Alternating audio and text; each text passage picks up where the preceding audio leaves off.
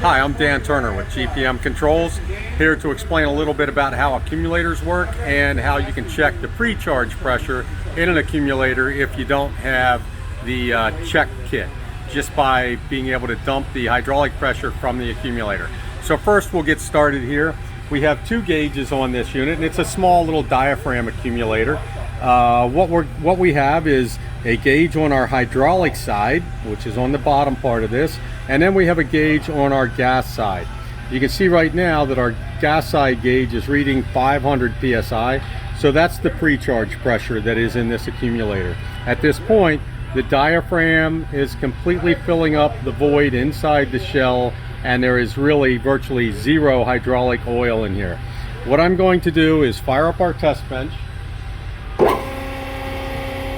and we will bring pressure to the accumulator, but right now we don't have anything in there until I open this needle valve.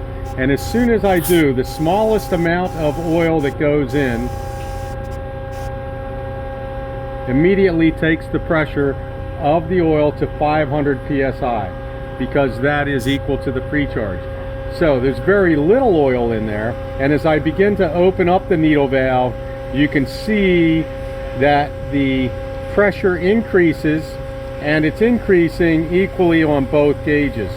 So you're always going to have equal pressure inside a static system, and whether it's the fluid side or the gas side, the pressures will be equal in an accumulator, especially a bladder or a diaphragm accumulator.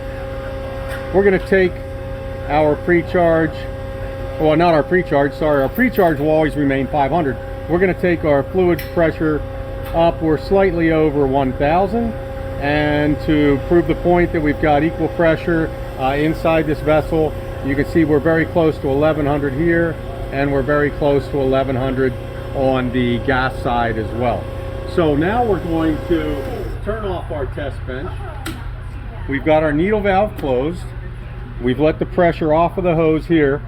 So we're going to demonstrate that the oil pressure is going to drop slowly until it gets to the pre-charge pressure. I open the needle valve. You can see both gauges, both needles are dropping, but at a certain point, once our pre-charge is reached,